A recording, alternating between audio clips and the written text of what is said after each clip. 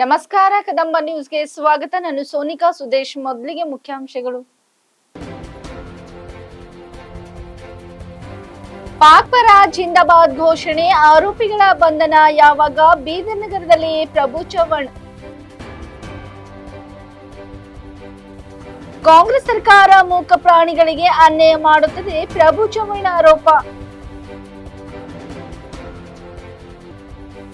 March 11ಕ್ಕೆ ರಾಜ್ಯ ಮಟ್ಟದ ವಿಶ್ವಕರ್ಮ ಸಂಘಟನಾ ವೇದಿಕೆ ಉದ್ಘಾಟನೆ, ದೊಡ್ಡೇಂದ್ರ ಮಹಾಸ್ವಾಮಿ.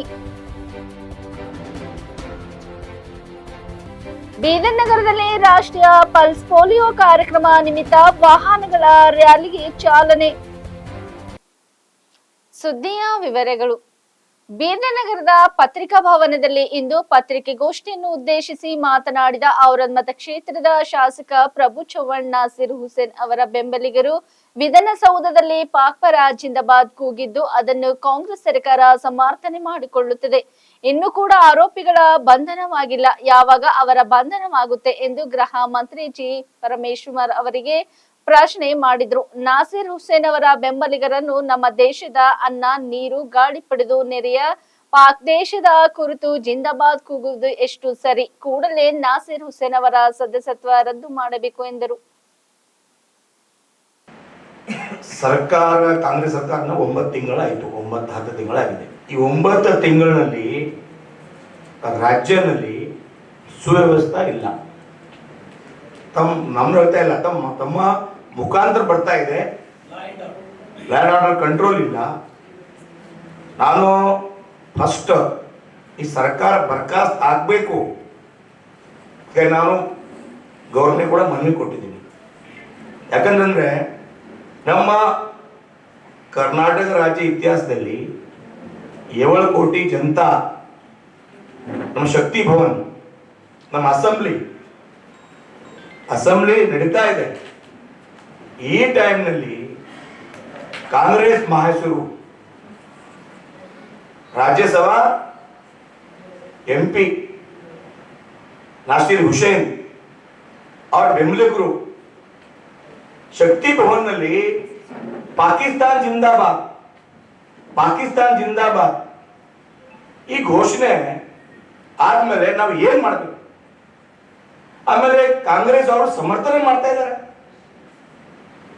ಅಸೆಂಬ್ಲಿ ಒಳಗೆ ನಾನು ಹೋದ್ಮೇಲೆ ಸರ್ಕಾರವು, ನನ್ನ ವಿರೋಧ ಪಕ್ಷ ನಾಯಕರು ನಾವೇ ಮಾತಾಡಲೇಬೇಕು.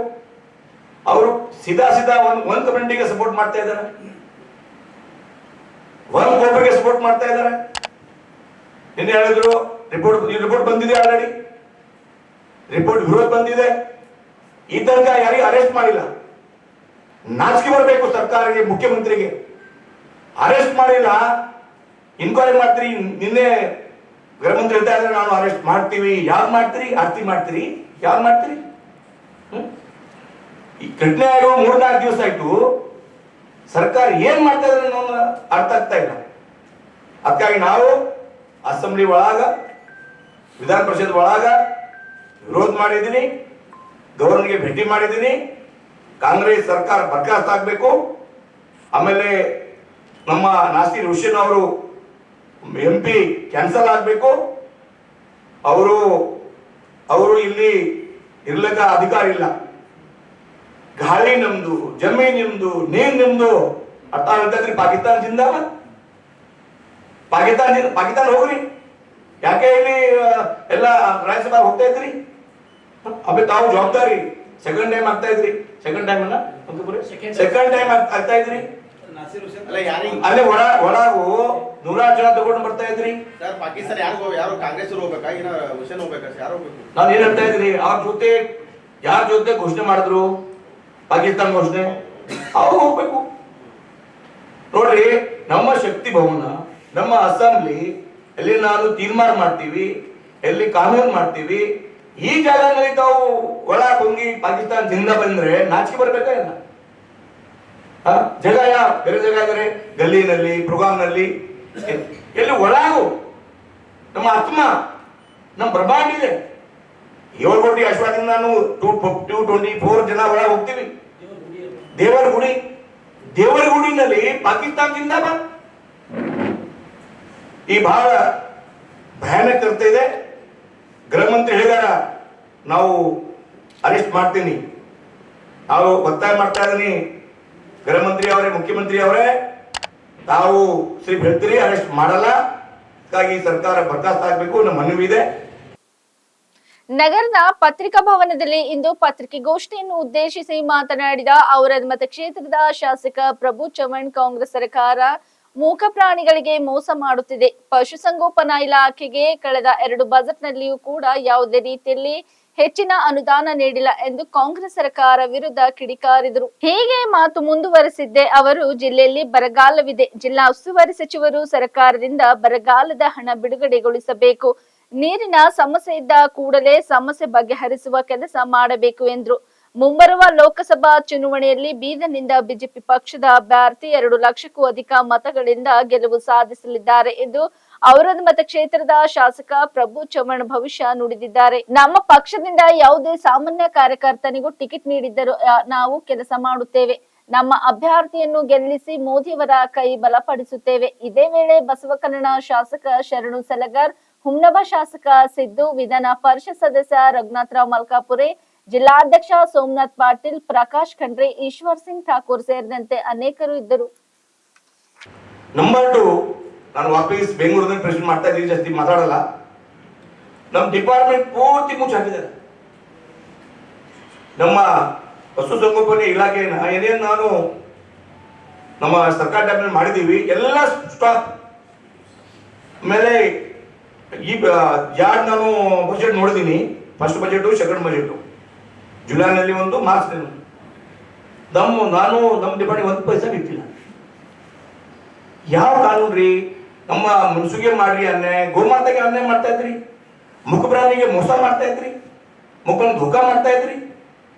ಹಾಗಾಗಿ ನಾವು ವಾಪಸ್ ನಮಗೆ ಗೊತ್ತಾ ಇದೆ, ಇಲ್ಲಿ ಬರಗಾಲ ಆಗ್ತಾ ಇದೆ, ಜನಾರ್ದ ಕುಡ್ಲಾಗ ನೀರಿಲ್ಲ, ಇಲ್ಲಿ ಬರಗಾಲ ಘೋಷಣೆ ಮಾಡಿದ್ರಿ, 1 ಪೈಸಾ ಕಳಿಸಿಲ್ಲ. ರೋಡ್ ಕಟ್ತಾ ಇದೆ, ಗುಂಡಿ ಮುಚ್ತಾ ಇಲ್ಲ. ಎಲ್ಲ ನಾವು ಇನ್ಚಾರ್ಜ್ ಮಿನಿಸ್ಟರ್ ಕೇಳ್ತಾ, ಇನ್ಚಾರ್ಜ್ ಮಿನಿಸ್ಟ್ರೆ ಜಿಲ್ಲೆನಲ್ಲಿ ಬರಗಾಲ ಇದೆ ರೀ, ದುಡ್ಡು ಪಲ್ಲೆ ರಿಲೀಸ್ ಮಾಡ್ರಿ, ಆಮೇಲೆ ಭಾಷಣ ಮಾಡ್ರಿ. ನಾವು ಒತ್ತಾಯ ಇದೆ ಕಾಂಗ್ರೆಸ್ ನೇತಾಗೆ, ಅವ್ರ ನಮ್ಮ ಇನ್ಚಾರ್ಜ್ ಮಿನಿಸ್ಟರ್ಗೆ ನಾನು ಒತ್ತಾಯ ಮಾಡ್ತಾ ಇದ್ದೀನಿ. ಅಲ್ಲಿ ಫಸ್ಟ್ ನಮ್ಮ ಕಾನ್ಸ್ಟಿಟ್ಯೂನ್ಸಿನಲ್ಲಿ ಕುಡಿಯಾಕ ನೀರು ದುಡ್ಡು ಕೊಡ್ರಿ, ಅರ್ಜೆಂಟು. ಎಲ್ಲಾ ಕಡೆ ದುಡ್ಡು ಬರ್ತಾ ಇದೆ, ತಮ್ಮ ಮುಖಾಂತರ ದುಡ್ಡು ಬರ್ತಾ ಇದೆ. ನೋಡ್ರಿ, ಅನುಭವ ಮಂಟಪ ಸ್ಲಿಪ್ ಡಿಕ್ಲೇರ್ ಮಾಡಿದ್ರು, ಇರ್ಲಿ 50 ಕೋಟಿ ಮಾಡ್ಲಿ, ಬಟ್ ಈ ಅನುಭವ ಮಂಟಪ ನಮ್ಮ ರಾಜ್ಯದ ಮಾಜಿ ಮುಖ್ಯಮಂತ್ರಿ ಬಿ ಯಡಿಯೂರಪ್ಪ ಅವರು ಕಾಣಿಕೆ ಆಗಿದೆ. ಹಿಂದೆ ಕಾಂಗ್ರೆಸ್ ಸರ್ಕಾರ ಇತ್ತು, ಮಾಡಿಲ್ಲ. ನಮ್ಮ ಸೇನಾಪತಿ ಬಿ ಯಡಿಯೂರಪ್ಪ ಅವರ ಎಲ್ಲಿ ತಾವು ಇಲ್ಲಿ ನಾವು ಹಾಲಿನಲ್ಲಿ ಬಂತೀನೋ, ಎಲ್ಲಿ ಘೋಷಣೆ ಮಾಡಿದ್ದಾರೆ, ಬೀದರ್ನಲ್ಲಿ ರಂಗ ಮಂದಿರನಲ್ಲಿ. ಅದಕ್ಕಾಗಿ ಆಮೇಲೆ ನಾವು ಎಲ್ಲ ಡಿಪ್ಯೂಟೆಡ್ ಕ್ಯಾಂಡಿಡೇಟ್ MLA, ನಮ್ದು ಗುರಿ ಇದೆ, ನಮ್ಮ ಪಾರ್ಲಿಮೆಂಟ್ ನಲ್ಲಿ ನಮ್ಮ MP ಗೆಲ್ಲಬೇಕು, ಮೋದಿಜಿ 3ನೇ ಟೈಮ್ ಪ್ರಧಾನಮಂತ್ರಿ ಆಗ್ಬೇಕು, ನಮ್ಮ ದೇಶ ಹಿಂದೂ ರಾಷ್ಟ್ರ ಆಗ್ಬೇಕು. ಒಂದ್ ಕೇಳ್ರಿ ಪೂರ್ತಿ, ಕುಲಕರ್ಣಿ ಆಗಿ ಗಾಯಪ್ಪ. ನಾವು ನಮ್ಮ ಅಧ್ಯಕ್ಷ ಹೇಳಿದ್ರು, ಈಗ ಪೂರ್ತಿ ಕೇಳ್ರಿ. ನಮ್ಮ ಕ್ಯಾಂಡಿಡೇಟ್ ಯವ್ವ ಹೂವ ಹೇಳ್ತೀನಿ ನಿಂದೆ. ಅದಕ್ಕಾಗಿ ಪೂರ್ತಿ ಮಾತು ಕೇಳ್ರಿ. ನಮ್ಮ ಎಲ್ಲ ಜವಾಬ್ದಾರಿ ಇದೆ. ನಮ್ಮ ಯೂತ್ ಪ್ರೊಸೆಸ್ ನಡೀತಾ ಇದೆ. ಮಿನಿಮಮ್ 22 ಜನ ಅವ, 31 ಜನ ಅಪೇಕ್ಷೆ ಅವ, ಎಲ್ಲ ಕಾರ್ಯಕರ್ತಾವ. ಪಾರ್ಟಿ ಯಾರಿಗೆ ಟಿಕೆಟ್ ಕೊಡ್ತಾರೋ ಈ ನಮ್ಮ ಕ್ಯಾಂಡಿಡೇಟ್ ಕಡಿಮೆ ಮಾಡಿದ್ರೆ ಮಾಡಬೇಕು ಅಂದ್ರೆ ಯಾಕೆ ಅಂತ ಪ್ರೊಸೆಸ್ ಮಾಡಬೇಕು. ಕುಲಕರ್ಣಿ ಪ್ರೊಸೆಸ್ ಯಾಕೆ ಮಾಡಬೇಕು? ಪ್ರೊಸೆಸ್ ನಡೀತಾ ಇದೆ, ಪಾರ್ಟಿ ಪ್ರೊಸೆಸ್. ನಮ್ಮ ಪಾರ್ಟಿ ಡಿಫರೆಂಟ್, ಬೇರೆ ಪಾರ್ಟಿ ನಮ್ದು. ಹಾಗಾಗಿ ನಮ್ಮ ಬಿಜೆಪಿ ಅವರು ಹೈಕಮಾಂಡ್, ರಾಜ್ಯ ನಾಯಕರು, ರಾಷ್ಟ್ರ ನಾಯಕರು, ಜಿಲ್ಲಾಧೀಶ ಹೇಳಿದ್ರು 3 ಹೆಸರು ಹೋಗ್ಬೇಕು. ಹೆಸರು ಹೋಗ್ತಾ ಇದೆ. ಇದರಲ್ಲಿ ಬಹಳ ಕಾರ್ಯಕರ್ತ ಶ್ರಮ ಪಟ್ಟಿದ್ದಾರೆ, ಬಹಳ ಕಾರ್ಯಕರ್ತ ಮೆಹನತ್ ಮಾಡಿದ್ದಾರೆ, ಪಾರ್ಟಿ ಬಲಿಷ್ಠ ಮಾಡಿದ್ದಾರೆ, ಅವರು ಅಪೇಕ್ಷಿತ ಆಗಿದ್ದಾರೆ. ಯಾರಿಗೆ ಪಾರ್ಟಿ ಟಿಕೆಟ್ ಕೊಡುತ್ತೆ ನಮ್ಮ ನಿಶಾನಿ ಕಮಲ್. ನಾನು ಗೆಲ್ಬೇಕು. ನಾನು ಹೇಳ್ತೀನಿ ಈಗ ತಮಗೆ ತಮ್ಮ ಮುಖಾಂತರ ಬೀದರಿಂದ ಕಾಂಗ್ರೆಸ್ ಏನ್ ಬಿ ಹೇಳಿ, ನಮ್ಮ ಕ್ಯಾಂಡಿಡೇಟ್ ಸಾಮಾನ್ಯ ಕಾರ್ಯಕರ್ತ ಆಗಲಿ, ಸಾಮಾನ್ಯ ಬೂತ್ ಅಧ್ಯಕ್ಷ ಆಗಲಿ, ಶಕ್ತಿ ಕೇಂದ್ರ ಅಧ್ಯಕ್ಷ ಆಗಲಿ, ಮಹಾಶಕ್ತಿ ಕೇಂದ್ರ ಆಗಲಿ, ಮಂಡಳ ಅಧ್ಯಕ್ಷ ಆಗಲಿ, ಯಾರು ಬಿ ಆಗಲಿ, 2 ಲಕ್ಷಾಂತರನ ನಾನು ಗೆಲ್ತೀವಿ. 2 ಲಕ್ಷಾಂತರನ ಗೆಲ್ತೀವಿ. ನನ್ನ ಭರೋಸಾ ಇದೆ. ಮೋದಿಜಿ ಏನು ಅಭಿವೃದ್ಧಿ ಮಾಡಿದ್ದಾರೆ, ದೇಶ ಮಜಬೂತ್ ಮಾಡಿದ್ದಾರೆ. ಅದಕ್ಕಾಗಿ ಯಾವ ಕಾರ್ಯಕರ್ತಾಗೆ ಟಿಕೆಟ್ ಸಿಗುತ್ತೆ, ಯಾಕಂದ್ರೆ ನಾವು ದುಡ್ತೀವಿ ಒಂದಾಗಿ ಒಗ್ಗಟ್ಟಾಗಿ. ಎಲ್ಲ ನಾನು ಅತ್ತೇ ಪ್ರಿಂಟ್ ಮಾಡ್ತಾ ಇದ್ದೀನಿ. ಎಲ್ಲ ನಮ್ಮ ಏನ್ ಕಾನ್ಸ್ಟಿಟ್ಯೂನ್ಸಿ ಜವಾಬ್ದಾರಿ ವ್ಯಕ್ತಿ, MLA 5 MLA ಇದ್ದೀನಿ, 3 ಡೆಪ್ಯೂಟೆಡ್ MLA, ಪ್ರಕಾಶ್ ಖಂಡ್ರೆ ಇದೆ, ಸುಭಾಷ್ ಗುತ್ತೇದಾರ್ ಇದೆ, ಎಲ್ಲ ನಮ್ಮ ಈಶ್ವರಿ ಠಾಕೂರ್ ಇದೆ. ಎಲ್ಲ ಏನ್ ಜನ ಸೇರಿ ನಮ್ ಜವಾಬ್ದಾರಿ ಇದೆ. ಮೋದಿ ಕೈ ಮಜಬೂತ್ ಮಾಡಬೇಕು. ಬಿದರಿಯಿಂದ ಕಮಲ್ MP ಹೋಗ್ಬೇಕು, ನಮ್ಮ ಗುರಿ ಇದೆ. ಮಾರ್ಚ್ 11ಕ್ಕೆ ಕಲಬುರಗಿಯಲ್ಲಿನ ಸಂಘ ತ್ರಾಸವಾಡಿ ಶ್ರೀ ವೀರಭದ್ರೇಶ್ವರ ದೇವಸ್ಥಾನದ ಸಭಾಭವನದಲ್ಲಿ ಅಖಿಲ ಕರ್ನಾಟಕ ವಿಶ್ವಕರ್ಮ ಮಠಾಧಿಪತಿಗಳ ಹಾಗೂ ಸ್ವಾಮಿಗಳ ರಾಜ್ಯ ಮಟ್ಟದ ಸಂಘಟನಾ ವೇದಿಕೆ ಉದ್ಘಾಟನಾ ಸಮಾರಂಭವು ನಡೆಯಲಿದೆ ಎಂದು ಸುಲಪೇಟದ ವಿಶ್ವಕರ್ಮ ಏಕದಂಡಿ ಮಠದ ಪೂಜ್ಯರಾದ ದೊಂಡೇಂದ್ರ ಮಹಾಸ್ವಾಮಿ ತಿಳಿಸಿದರು. ಶನಿವಾರ ಇಲ್ಲಿ ನಡೆಸಿದ್ದ ಸುದ್ದಿಗೋಷ್ಠಿಯಲ್ಲಿ ಅವರು ಮಾತನಾಡಿ, ಈ ಸಮಾರಂಭದಲ್ಲಿ ರಾಜ್ಯದಲ್ಲಿಯೇ ಹಿಂದುಳಿದ ವರ್ಗಗಳ ಎಲ್ಲ ಪೂಜ್ಯರು, ವಿಶ್ವಕರ್ಮ ಮಹಾಸಭಾ ರಾಜ್ಯಾಧ್ಯಕ್ಷ KP ನಂಜುಂಡಿ ಮತ್ತು ವಿಧಾನ ಪರಿಷತ್ ಸದಸ್ಯರು, ಸಂಸದರು, ಮಾಜಿ ಶಾಸಕರು ಹಾಗೂ ರಾಜ್ಯದಲ್ಲಿಯ ಎಲ್ಲ ಸಂಘ ಸಂಸ್ಥೆಗಳ ಅಧ್ಯಕ್ಷರು, ಪದಾಧಿಕಾರಿಗಳು, ಯುವಕರು, ಮಹಿಳೆಯರು ಭಾಗವಹಿಸಲಿದ್ದಾರೆ ಎಂದು ಅವರು ಮಾಹಿತಿ ನೀಡಿದರು. ನಮ್ಮ ಸಮಾಜದ ಮುಖಂಡರು ಆಗಿರುವ ಸಂಘಟನೆ ರಾಜ್ಯಾಧ್ಯಕ್ಷ KP ನಂಜುಂಡಿ ಅವರು ಸುಮಾರು ವರ್ಷಗಳ ಕಾಲ ಕಾಂಗ್ರೆಸ್ ಪಕ್ಷದಲ್ಲಿದ್ದುಕೊಂಡರು. ಅವರಿಗೆ ಯಾವುದೇ ಸ್ಥಾನಮಾನ ಪಕ್ಷದಿಂದ ಸಿಗಲಿಲ್ಲ. ಕೊನೆಗೆ ಆ ಪಕ್ಷವನ್ನು ತೊರೆದು ಬಿಜೆಪಿ ಸೇರ್ಪಡೆ ಆದರು. ಇಲ್ಲಿ ನಾಯಕರು ಅವರನ್ನು ಪ್ರತಿಪಕ್ಷದಲ್ಲಂತೆ ನೋಡಿಕೊಂಡರು ಎಂದು ಹೇಳಿದರು. ರಾಜ್ಯದಲ್ಲಿ ಸುಮಾರು 45 ಲಕ್ಷಕ್ಕೂ ಹೆಚ್ಚಿನ ಜನಸಂಖ್ಯೆ ಹೊಂದಿರುವ ವಿಶ್ವಕರ್ಮ ಸಮಾಜ ರಾಜಕೀಯ, ಶೈಕ್ಷಣಿಕ, ಸಾಮಾಜಿಕವಾಗಿ ಯಾವುದೇ ಸ್ಥಾನಮಾನ ನೀಡದೆ ಕಡೆಗಣಿಸಲಾಗಿದೆ ಎಂದು ದೂರಿದರು. ದೇಶಕ್ಕೆ ಅಪಾರ ಕೊಡುಗೆ ನೀಡಿರುವ ವಿಶ್ವಕರ್ಮ ಸಮಾಜಕ್ಕೆ ಸರ್ಕಾರದಿಂದ ಸಿಗಬೇಕಾದ ಸವಲತ್ತುಗಳು ದೊರೆತಿರುವುದಿಲ್ಲ ಎಂದು ಅಸಮಾಧಾನ ವ್ಯಕ್ತಪಡಿಸಿದರು. ವಿಶ್ವಕರ್ಮ ಸಮಾಜದ ಅಭಿವೃದ್ಧಿ ನಿಗಮ ಮಂಡಳಿ ಸ್ಥಾಪನೆ ಮಾಡಿದ್ದು ಹಣ ಬಿಡುಗಡೆ ಮಾಡಿರುವುದಿಲ್ಲ. ಕೇವಲ ನಿಗಮ ಸ್ಥಾಪನೆಯಿಂದ ಸಮಾಜ ಉದ್ಧಾರವಾಗಲು ಸಾಧ್ಯವಿಲ್ಲ ಎಂದರು. ಬೇರೆ ಸಮಾಜದ ಸಂಘಟನೆ ಹಾಗೂ ಪೂಜ್ಯರು ಸೇರಿಕೊಂಡು ತಮ್ಮ ಸಮಾಜದ ಜನರಿಗೆ ಸಿಗಬೇಕಾದ ಸವಲತ್ತು ಮತ್ತು ಹಕ್ಕುಗಳಿಗೆ ಹಲವು ರೀತಿಯ ಹೋರಾಟ ನಡೆಸಿ ಸರ್ಕಾರದ ಗಮನ ಸೆಳೆದಿದ್ದಾರೆ ಎಂದ ಅವರು, ಅದೇ ದಿಸೆಯಲ್ಲಿ ನಮ್ಮ ಸಂಘಟನೆಯ ಜೊತೆ ಪೂಜ್ಯರನ್ನು ಸೇರಿಸಿಕೊಂಡರೆ ಸಮಾಜಕ್ಕೆ ಮತ್ತು ಸಂಘಟನೆಗೆ ಇನ್ನಷ್ಟು ಶಕ್ತಿ ಬರುತ್ತದೆ. ನಮಗೆ ಪ್ರಜಾಪ್ರಭುತ್ವ ವ್ಯವಸ್ಥೆಯಲ್ಲಿ ಸಿಗಬೇಕಾದ ಸ್ಥಾನಮಾನಗಳ ಪಡೆಯಲು ಸಾಧ್ಯವಿದೆ ಎನ್ನುವುದನ್ನು ಅರಿತುಕೊಂಡು ಸಂಘಟನೆ ಉದ್ಘಾಟನೆ ಸಮಾರಂಭ ನಡೆಸಲಾಗುತ್ತದೆ ಎಂದರು. ಅಖಿಲ ಕರ್ನಾಟಕ ವಿಶ್ವಕರ್ಮ ಮಠಾಧಿಪತಿಗಳ ಮತ್ತು ಸ್ವಾಮೀಜಿಗಳ ಸಂಘಟನಾ ವೇದಿಕೆ ಇದೇ 11ನೇ ತಾರೀಕು ಕಲಬುರಗಿ ನಗರದಲ್ಲಿ ವೀರಭದ್ರೇಶ್ವರ ದೇವಸ್ಥಾನದಲ್ಲಿ ಉದ್ಘಾಟನೆಯನ್ನ ಮಾಡ್ತಾ ಇದ್ದೀವಿ. ವೀರಭದ್ರೇಶ್ವರ ದೇವಸ್ಥಾನ ಸಭಾಭವನದಲ್ಲಿ ಈ ವಿಶ್ವಕರ್ಮ ಸಮಾಜದ ಅಖಿಲ ಕರ್ನಾಟಕ ವಿಶ್ವಕರ್ಮ ಮಹಾಸಭಾದ ಅಧ್ಯಕ್ಷರು ಆಗಿರುವಂತಹ KP ನಂಜುಂಡಿ ಅವರು ಅಲ್ಲದೆ ಮತ್ತು ಈ ಕಲ್ಯಾಣ ಕರ್ನಾಟಕ ಭಾಗದ ರಾಜಕೀಯ ಮುಖಂಡರುಗಳು ಒಳಗೊಂಡ ಹಾಗೆ ಅತಿ ಹಿಂದುಳಿದ ವರ್ಗದ ಎಲ್ಲ ಪೂಜ್ಯರನ್ನ ಸೇರಿಸಿಕೊಂಡು ಈ ಒಂದು ಸಂಘಟನೆಯನ್ನ ಉದ್ಘಾಟನೆಯನ್ನ ಮಾಡ್ತಾ ಇದ್ದೀವಿ. ಈ ಸಂಘಟನೆಯ ಉದ್ದೇಶವಿಷ್ಟೇ, ಅತಿ ಹಿಂದುಳಿದ ವರ್ಗದಲ್ಲಿ ವಿಶ್ವಕರ್ಮ ಸಮಾಜ ಇದ್ದು ಪಂಚವೃತ್ತಿಯನ್ನ ಮಾಡಿಕೊಂಡು ಬಂದಿರತಕ್ಕಂಥ ಈ ಸಮಾಜ ಭಾರತ ದೇಶಕ್ಕೆ ಕೊಟ್ಟಿರ್ತಕ್ಕಂಥ ಕೊಡುಗೆ ಅಪಾರ. ಅದು ಶಿಲ್ಪಕಲೆಯಿಂದ ಇರಬಹುದು, ರೈತರಿಗೆ ಬೇಕಾಗುವ ಉತ್ತುವ ಬಿತ್ತುವ ಸಲಕರಣೆಗಳಿಂದ ಹಿಡಿದು ಮನೆಯನ್ನ ಕಟ್ಟಲು ಬೇಕಾಗಿರ್ತಕ್ಕಂಥ ವಸ್ತುಗಳಿಂದ ಹಿಡಿದು ಪಂಚವೃತ್ತಿಯನ್ನ ಮಾಡಿಕೊಂಡು ಬಂದಿರತಕ್ಕಂಥ ಸಮಾಜ. ಇವತ್ತು ಗುಡಿ ಗುಂಡಾರಗಳಲ್ಲಿ ಹಿತ್ತಾಳೆ ಮತ್ತು ತಾಮ್ರದ ಕೆಲಸ ಇರಬಹುದು ಮತ್ತು ಸಂಸ್ಕೃತಿಯನ್ನ ಬಿಂಬಿಸುವಂತಹ ಬಂಗಾರದ ಕೆಲಸ ಇರಬಹುದು, ಮಾಂಗಲ್ಯದಿಂದ ಹಿಡಿದು ಎಲ್ಲ ಆಭರಣಗಳನ್ನು ತಯಾರು ಮಾಡುವಂತಹ ಸಮಾಜ ವಿಶ್ವಕರ್ಮ ಸಮಾಜ. ಈ ಪ್ರಜಾಪ್ರಭುತ್ವ ವ್ಯವಸ್ಥೆಯೊಳಗ ಇವತ್ತ ನಾವು ವಿಶ್ವಕರ್ಮ ರಾಜ್ಯದಲ್ಲಿ ಸುಮಾರು 40-45 ಲಕ್ಷ ಜನ ಇದ್ದರೂ ಕೂಡ ಈ ಸಮಾಜಕ್ಕೆ ಸಿಗಬೇಕಾಗಿರ್ತಕ್ಕಂತಹ ಸ್ಥಾನಮಾನಗಳು ಇವತ್ತ ಸಾಮಾಜಿಕವಾಗಿರಬಹುದು, ರಾಜಕೀಯವಾಗಿರಬಹುದು, ಶೈಕ್ಷಣಿಕವಾಗಿರಬಹುದು, ಯಾವುದೇ ನಿಟ್ಟಿನೊಳಗೆ ನಮಗೆ ಸರಿಯಾಗಿ ಇವತ್ತಿನವರೆಗೂ ನ್ಯಾಯ ಸಿಕ್ಕಿಲ್ಲ. ನಮ್ಮ ರಾಜ್ಯಾಧ್ಯಕ್ಷರು KP ನಂಜುಂಡಿ ಅವರು ಅನೇಕ ವರ್ಷಗಳು ಇವತ್ತು ಕಾಂಗ್ರೆಸ್ ಪಕ್ಷದಲ್ಲಿದ್ದರು. ಅದಾದ ನಂತರದಲ್ಲಿ ಅಲ್ಲಿ ಅವರಿಗೆ ಯಾವುದೂ ಕೂಡ ನಮ್ಮ ಸಮಾಜವನ್ನ ಇಟ್ಟುಕೊಂಡು ಹೋರಾಟ ಮಾಡುವ ನಾಯಕರಲ್ಲಿ ಅವರು ಮೊದಲಿಗರು. ಅಂತಹ ನಾಯಕನನ್ನ ಕಡೆಗಣಿಸಿದ್ರು. ಅದಾದ ಮೇಲೆ ಅವರು ಮತ್ತೆ ಬಿಜೆಪಿ ಬಂದ್ರು ಕೂಡ ಅದೇ ಪಕ್ಷದಲ್ಲಿದ್ದರೂ ಕೂಡ ವಿರೋಧ ಪಕ್ಷದ ಹಾಗೆ ನಮ್ಮ ನಾಯಕರನ್ನ ನೋಡಿದ್ದು ನಾವು ಗಮನಿಸಿದ್ದೇವೆ. ಇವತ್ತ ನಮ್ಮಗಳಿಗೆ ನಿಗಮ ಅಂತ ಮಾಡಿಕೊಟ್ಟರು ಕೂಡ ಆ ನಿಗಮಕ್ಕೆ ಸರಿಯಾಗಿ ಹಣವನ್ನು ಹಾಕದೇ ಇರತಕ್ಕಂಥದ್ದು. ನಮ್ಮ ಸಮಾಜದಲ್ಲಿ ಸಂಘಟನಾ ಶಕ್ತಿಯಾಗಿ ಸಮಾಜದ ಮುಖಂಡರುಗಳು ಮಾಡ್ತಾ ಇದ್ರು ಇಷ್ಟು ವರ್ಷದಿಂದ.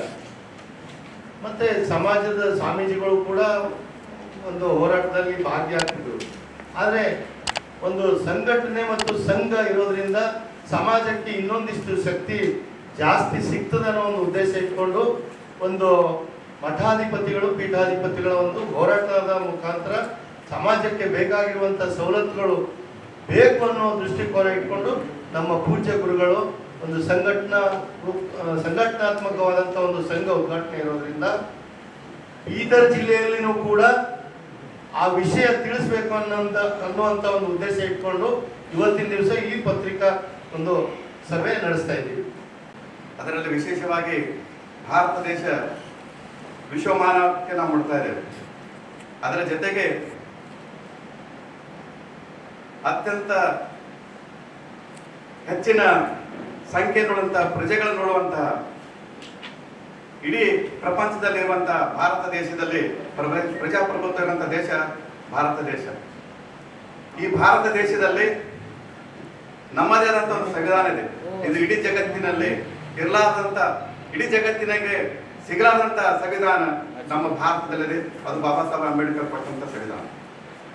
ಈ ರೀತಿಯಾಗಿ ಈ ಸಂವಿಧಾನದ ಅಡಿಯಲ್ಲಿ ಬರುವಂತಹ ನ್ಯಾಯ ಸಿಗ್ಬೇಕಾದ್ರೆ ಪ್ರತಿಯೊಬ್ಬರು ಹಿಂದುಳಿದ ಸಮಾಜ ಇದೆ, ಹಿಂದುಳಿದ ಪಂಗಡ ಇದೆ, ಹಿಂದುಳಿದ ಜಾತಿ ಇದೆ, ಮುಂದುವರೆದ ಸಮಾಜ ಇದೆ, ಬಲಿಷ್ಠ ಸಮಾಜ ಇದೆ. ಇದೆಲ್ಲವನ್ನ ತೂಗಿಕೊಂಡು ಹೋಗ್ಬೇಕಾದ್ರೆ ಅಖಿಲ ಕರ್ನಾಟಕ ವಿಶ್ವಕರ್ಮ ಮಹಾಸಭಾ ಎನ್ನುವಂತ ಒಂದು ಸಂಘಟನೆ ರಾಜ್ಯ ಮಟ್ಟದಲ್ಲಿ ವಿಶ್ವಕರ್ಮ ಜನಾಂಗದ ಉದ್ಧಾರಕ್ಕಾಗಿ, ವಿಶ್ವಕರ್ಮ ಜನಾಂಗದ ಏಳಿಗೆಗಾಗಿ, ಹಳ್ಳಿಯಲ್ಲಿರುವಂತಹ ಕಟ್ಟಕಡೆ ಮನುಷ್ಯರಿಗೆ ನ್ಯಾಯ ಸಿಗುವ ಉದ್ದೇಶ ಇಟ್ಕೊಂಡು ಸಂಘಟನೆ ಮಾಡ್ತಾ ಇರುವಂಥದ್ದು. ಇದರ ನಾಯಕರು ಸನ್ಮಾನ್ಯ KP ನಂಜುಂಡಿ ಅವರು. ತಮಗೆ ಈಗಾಗಲೆಲ್ಲ ಗೊತ್ತಿದೆ, ಸನ್ಮಾನ್ಯ KP ನಂಜುಂಡಿ ಅವರು ಇಡೀ ನಮ್ಮ ಕರ್ನಾಟಕದಲ್ಲಿ ವಿಶ್ವಕರ್ಮ ಜನಾಂಗದ ಕುಂದುಕೊರತೆಗಳನ್ನ ವಿಧಾನಸಭೆಯಲ್ಲಿ, ವಿಧಾನ ಪರಿಷತ್ನಲ್ಲಿ ಹೇಳಿ ನಮ್ಮ ಅಸ್ತಿತ್ವವನ್ನ ಅವರು ಬೆಳೆಸ್ತಾ ಇದ್ದಾರೆ. ಮಾರ್ಚ್ 3ರಿಂದ ಮಾರ್ಚ್ 6ರವರೆಗೆ ಏರ್ಪಡಿಸುವ ರಾಷ್ಟ್ರೀಯ ಪಲ್ಸ್ ಪೋಲಿಯೋ ಕಾರ್ಯಕ್ರಮದ ನಿಮಿತ್ತ ಪ್ರಚಾರಕ್ಕಾಗಿ ಇಂದು ಬೆಳಿಗ್ಗೆ 10 ಗಂಟೆಗೆ ಜಿಲ್ಲಾ ಆರೋಗ್ಯ ಮತ್ತು ಕುಟುಂಬ ಕಲ್ಯಾಣ ಕಚೇರಿ ಬೀದರ್ನಲ್ಲಿ ಜಿಲ್ಲಾ ಆರೋಗ್ಯ ಮತ್ತು ಕುಟುಂಬ ಕಲ್ಯಾಣ ಅಧಿಕಾರಿ ಡಾಕ್ಟರ್ ಧ್ಯಾನೇಶ್ವರ ನಿರ್ಗುಡೆ ರಿಬ್ಬನ್ ಕತ್ತರಿಸುವುದರ ಮುಖಾಂತರ ವಾಹನಗಳ ರ್ಯಾಲಿಗೆ ಚಾಲನೆ ನೀಡಿದರು. ಪಲ್ಸ್ ಪೋಲಿಯೋ ಜಂಗಲ್ಸ್ ಮುಖಾಂತರ ಒಟ್ಟು 15 ವಾಹನಗಳುಳ್ಳ ರ್ಯಾಲಿಯು ಜಿಲ್ಲಾ ಆರೋಗ್ಯ ಮತ್ತು ಕುಟುಂಬ ಕಲ್ಯಾಣ ಕಚೇರಿ ಬೀದರ್ನಿಂದ ಪ್ರಾರಂಭವಾಗಿ ಚೌಬರ, ಮಂಗಲ್ಪೇಟ್, ಅಬ್ದುಲ್ ಫೈಜ್ ದರ್ಗಾ, ಲಾಡ್ಗೇರಿ, ಕುಂಬರ್ವಡ, ಸಿದ್ದರೋಡ್ ಮಠ, ಮೈಲೂರ್, ಚಿದ್ರಿ, ಆದರ್ಶ್ ಕಾಲೋನಿ, ನೌಬದ್ ಮಾರ್ಗವಾಗಿ ಜಿಲ್ಲಾ ಆರೋಗ್ಯ ಮತ್ತು ಕುಟುಂಬ ಕಲ್ಯಾಣ ಅಧಿಕಾರಿಗಳ ಕಚೇರಿ ಬೀದರ್ಗೆ ಮುಕ್ತಾಯಗೊಂಡಿತು. ರಾಷ್ಟ್ರೀಯ ಪಲ್ಸ್ ಪೋಲಿಯೋ ಕಾರ್ಯಕ್ರಮ ಅಧಿಕಾರಿಗಳು ಹಾಗೂ ಜಿಲ್ಲಾ RCH ಅಧಿಕಾರಿಗಳಾದ doctor Shivashankar B, doctor Rajashekhar Patil, DMO doctor Sangareddy, THO Bidar Shri Sangappa Kamble, DHEO Shri Umesh Biradar, DPM Shri Lokesh Salagar, IFM Shri Shivashankar Bemalagi, DPC Shri Ashok, Shri Devidas, Shri Gangadhar, rotary ಕ್ಲಬ್ನ ಪದಾಧಿಕಾರಿಗಳು ಮತ್ತು ಕಚೇರಿಯ ಅಧಿಕಾರಿಗಳು ಹಾಗೂ ಸಿಬ್ಬಂದಿ ವರ್ಗದವರು ಉಪಸ್ಥಿತರಿದ್ದರು. ನಮಸ್ಕಾರ. ನಾಳೆಯಿಂದ 3ನೇ ತಾರೀಕು ಪಲ್ಸ್ ಪೋಲಿಯೋ ಅಭಿಯಾನ ಕಾರ್ಯಕ್ರಮ ಅಡಿಯಲ್ಲಿ ನಾನು ಸಾರ್ವಜನಿಕರಲ್ಲಿ ಮತ್ತು ಎಲ್ಲರಿಗೂ ಮನವಿ ಮಾಡ್ಕೊತೀನಿ. ಈ ಹಿಂದೆ ಎಷ್ಟು ಸಲನೂ ಪೋಲಿಯೋ ಡ್ರಾಪ್ಸ್ ಹಾಕಿದ್ರು ಕೂಡ ಇದು ವಿಶೇಷವಾಗಿ ಪೋಲಿಯೋ ಡ್ರಾಪು ಎಲ್ಲ ಮಕ್ಕಳಿಗೆ 5 ವರ್ಷ ಒಳಗಿದ್ದ ಎಲ್ಲ ಮಕ್ಕಳಿಗೆ ತಪ್ಪದೇ 3ನೇ ತಾರೀಕು ಒಂದು 2 ಹನಿ ಪೋಲಿಯೋ ಡ್ರಾಪನ್ನು ಎಲ್ಲರೂ ಕೂಡಿಸ್ಬೇಕು. ನಮ್ಮಲ್ಲಿ ಬೀದರ್ ಜಿಲ್ಲೆಯಲ್ಲಿ ಈ 3,31,000 ಮನೆಯಲ್ಲಿ ನಾವು ಈಗಾಗಲೇ ಸರ್ವೆ ಮಾಡಿ 2,10,212 ಮಕ್ಕಳು ಇದ್ದಾವೆ. ಇಷ್ಟು ಮಕ್ಕಳಿಗೆ ನಾವು ಭಾನುವಾರ ಒಂದೇ ದಿವಸ ಕವರ್ ಮಾಡೋಕ್ಕೆ ನಾವೆಲ್ಲ ಸಿದ್ಧತೆಯನ್ನು ಮಾಡಿದ್ದೀವಿ. ಅದಕ್ಕಾಗಿ ನಮಗೆ ಬೇಕಾಗದ 1,078 ಟೀಮನ್ನು ಮಾಡಿದ್ದೀವಿ. ಆ ಟೀಮನ್ನು ವಿವಿಧ ಹಂತದಲ್ಲಿ ಹಳ್ಳಿಯಲ್ಲಿ ಆಶಾ ಕಾರ್ಯಕರ್ತರು, ಅಂಗನವಾಡಿ ಕಾರ್ಯಕರ್ತರು ಮತ್ತು ಎಲ್ಲ ನಮ್ಮ ಆರೋಗ್ಯ ಇಲಾಖೆ ಸಿಬ್ಬಂದಿಯವರು ಮಕ್ಕಳನ್ನು ಮನೆ ಮನೆ ಹೋಗಿ ಕರೆತರಿಸಿ ಅಂಗನವಾಡಿಯಲ್ಲಿ ಬೂತ್ ನಾವು ಮಾಡಿದ್ದೀವಿ. ಆ ಬೂತಲ್ಲಿ ಕರೆಸ್ಕೊಂಡು ನಾವಿಷ್ಟು 2,10,000 ಮಕ್ಕಳಿಗೆ ನಾವು ಒಂದೇ ದಿವಸ ಎಲ್ಲ ಕವರ್ ಮಾಡೋಕ್ಕೆ ನಾವು ಪ್ಲ್ಯಾನ್ ಮಾಡಿದ್ದೀವಿ. ಆ ಪ್ಲ್ಯಾನ್ ಪ್ರಕಾರ ನಾವು ಎಲ್ಲ ಮಕ್ಕಳಿಗೆ ನಾವು ಕವರ್ ಮಾಡ್ತೀವಿ. ಮತ್ತು ನಾನು ಎಲ್ಲ ಪೋಷಕರಿಗೆ ಮತ್ತು ಬೀದರ್ ಜಿಲ್ಲೆ ಜನತೆಗೆ ನಾನು ಮನವಿ ಮಾಡ್ಕೋತೀನಿ ಅಂದರೆ, ತಾವು ಎಲ್ಲರೂ ಈ ಪೋಲಿಯೋ ಅಭಿಯಾನದಲ್ಲಿ ಕೈ ಜೋಡಿಸಿ ತಮ್ಮಲ್ಲಿ ಎಲ್ಲ ಅಕ್ಕಪಕ್ಕದಲ್ಲಿ ಇರಲಿ, ನಿಮ್ಮ ಮನೆಯಲ್ಲಿ ಇರಲಿ, 5 ವರ್ಷ ಒಳಗಡೆ ಮಕ್ಕಳಿಗೆ ಎಲ್ಲರಿಗೆ ಈ ಸಲ ಎಷ್ಟು ಸಲನೂ ಪೋಲಿಯೋ ಹಾಕಿದ್ರು ಕೂಡ ಭಾನುವಾರ ದಿವಸ 3ನೇ ತಾರೀಕು ಬೆಳಗ್ಗೆ ಇಂದ ಸಾಯಂಕಾಲ 5 ಗಂಟೆ ತನಕ ನಮ್ಮ ಬೂತ್ ಓಪನ್ ಇರುತ್ತೆ. ತಪ್ಪದನ್ನು ಬೂತಲ್ಲಿ ಕರ್ಕೊಂಡ್ಬಿಟ್ಟು 2 ಹನಿ ಪೋಲಿಯೋದ ವಿಶೇಷ ಹನಿಯನ್ನು ಹಾಕಿಸ್ಬೇಕಂತ ನಾನು ಎಲ್ಲರಿಗೂ ಮನವಿ ಮಾಡ್ಕೊತೀನಿ. ಸರ್, ಇದು 3ನೇ ತಾರೀಕಿದೆ, ನನ್ನ ಮುಂದಕ್ಕೆ 3ನೇ ತಾರೀಕು ಬೂತ್ ಡೇ ಆಕ್ಟಿವ್ ಇರುತ್ತೆ. ಇನ್ನು 3 ದಿವಸ ಮನೆ ಹೋಗಿ ಯಾರು ಕೆಲವು ಕಾರಣದಿಂದ ಬರೋಕ್ಕಾಗಿಲ್ಲ ಅಂಥ ಮಕ್ಕಳಿಗೆ ನಾವು 3 ದಿವಸ ಸೋಮವಾರ, ಮಂಗಳವಾರ, ಬುಧವಾರ 3 ದಿವಸ ಮನೆ ತೆರಳಿ ಹೋಗ್ಬಿಟ್ಟು ಯಾವುದರ ಮಿಸ್ ಔಟ್ ಚಿಲ್ಡ್ರನ್ ಇರ್ತಾವೆ, ಕೆಲವರು ಊರಿಗೆ ಹೋಗಿರ್ತಾವ, ಅವತ್ತು ದಿವಸನೇ ಮನೆಯಲ್ಲಿ ಬಂದಿರ್ತಾವೆ ಊರಿಂದ. ಅಂಥ ಮಕ್ಕಳನ್ನು ಯಾವುದೂ ಮಗು ವಂಚಿತವಾಗಬಾರ್ದು ಪೋಲಿಯೋ ಹನಿಯಿಂದ ಅಂತ ನಾನು ಅಭಿಯಾನ ಮಾಡಿಕೊಂಡು ಪ್ಲ್ಯಾನ್ ಮಾಡ್ಕೊಂಡಿದ್ದೀವಿ. ಈ ಪ್ಲ್ಯಾನ್ ಮುಖಾಂತರ ನಾವು ಎಲ್ಲ ಯಾವುದೂ ಮಗು ತಪ್ಪದಾಗೆ ನಾವು 2 ಪೋಲಿಯೋ ಹನಿ ಹಾಕೋಕ್ಕೆ ನಾವು ಸಿದ್ಧತೆ ಮಾಡ್ಕೊಂಡಿದ್ದೀವಿ ಮತ್ತು ಎಲ್ಲ ಮಕ್ಕಳಿಗೆ ಹಾಕ್ತೀವಿ. ಬಿಜೆಪಿ ಪಕ್ಷದಿಂದ ಯಾರೇ ಸ್ಪರ್ಧೆ ಮಾಡಲಿ ಬಿಜೆಪಿ ಪಕ್ಷದ ಅಭ್ಯರ್ಥಿಗೆ ಮತ ಹಾಕಿ ಗೆಲ್ಲಿಸಬೇಕು ಎಂದು ಮಾಜಿ ಸಚಿವ ಶ್ರೀರಾಮುಲು ಕರೆ ನೀಡಿದರು. ಅವರು ವಿಜಯನಗರ ಜಿಲ್ಲೆಯ ಕೂಡ್ಲಿಗಿ ತಾಲೂಕಿನ ಬಣವಿಕಲ್ಲು ಗ್ರಾಮದಲ್ಲಿ ಪಕ್ಷದ ಮುಖಂಡರು ಹಾಗೂ ಕಾರ್ಯಕರ್ತರಿಗಾಗಿ ಆಯೋಜಿಸಿದ್ದ ಸಮಾಲೋಚನಾ ಸಭೆಯಲ್ಲಿ ಮಾತನಾಡಿದರು. ಮಾಜಿ ಮುಖ್ಯಮಂತ್ರಿ ಬಿಎಸ್ ಯಡಿಯೂರಪ್ಪ ಅವರು ಮುಖ್ಯಮಂತ್ರಿಯಾಗಿದ್ದಾಗ ರಾಜ್ಯವನ್ನು ಸರ್ವತೋಮುಖಿ ಅಭಿವೃದ್ಧಿಯತ್ತ ತಂದಿದ್ದಾರೆ. ಹಾಗೆಯೇ ರಾಷ್ಟ್ರವನ್ನು ಪ್ರಧಾನಿ ನರೇಂದ್ರ ಮೋದಿ ಅವರು ಅಭಿವೃದ್ಧಿಗೊಳಿಸಿ ಈಗ ವಿಶ್ವದಲ್ಲಿ ಆರ್ಥಿಕತೆ 3ನೇ ಸ್ಥಾನಕ್ಕೆ ತಂದಿದ್ದಾರೆ. ಇನ್ನೊಮ್ಮೆ ಗೆದ್ದು ಪ್ರಧಾನಿಯಾದರೆ ಭಾರತವು ವಿಶ್ವದಲ್ಲಿಯೇ ಮೊದಲನೇ ಸ್ಥಾನ ಗಳಿಸಲಿದೆ ಎಂದರು. ಚುನಾವಣೆಯ ಸಂದರ್ಭದಲ್ಲಿ ಬಿಜೆಪಿಯಿಂದ ಯಾರೇ ಅಭ್ಯರ್ಥಿಯಾಗಿ ಸ್ಪರ್ಧಿಸಿರಲಿಲ್ಲ. ಬಿಜೆಪಿ ಅಭ್ಯರ್ಥಿಗೆ ಮತ ಹಾಕಿ ಹಾಗೂ ಹಾಕಿಸಿ ಗೆಲ್ಲಿಸಬೇಕಿದೆ. ಈ ಮೂಲಕ ಮತ್ತೊಮ್ಮೆ ನರೇಂದ್ರ ಮೋದಿ ಅವರನ್ನು ಪ್ರಧಾನಮಂತ್ರಿಗಳನ್ನಾಗಿ ಮಾಡಬೇಕಿದೆ. 60 ವರ್ಷಗಳ ಕಾಲ ಅಧಿಕಾರದಲ್ಲಿದ್ದ ಕಾಂಗ್ರೆಸ್ ಸರ್ಕಾರ ಬಗೆಹರಿಸಲಾಗದ ಜಮ್ಮು ಕಾಶ್ಮೀರ ಸಮಸ್ಯೆಯನ್ನು ಕೇಂದ್ರದಲ್ಲಿ ಬಿಜೆಪಿ ನೇತೃತ್ವ ಸರ್ಕಾರ ಅಧಿಕಾರಕ್ಕೆ ಬಂದು ಕೆಲ ತಿಂಗಳಲ್ಲಿ ಬಗೆಹರಿಸಿದೆ.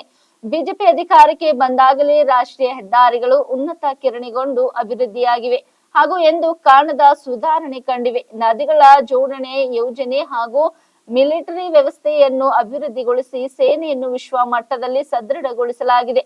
ಕಿಸಾನ್ ಸಮ್ಮಾನ್, ಮಹಿಳೆಯರ ಸ್ವಾವಲಂಬನೆಗೆ ಆರ್ಥಿಕ ನೆರವು ನೀಡುವ 10 ಯೋಜನೆಗಳನ್ನು ಜಾರಿಗೆ ತರಲಾಗಿದೆ ಎಂದರು.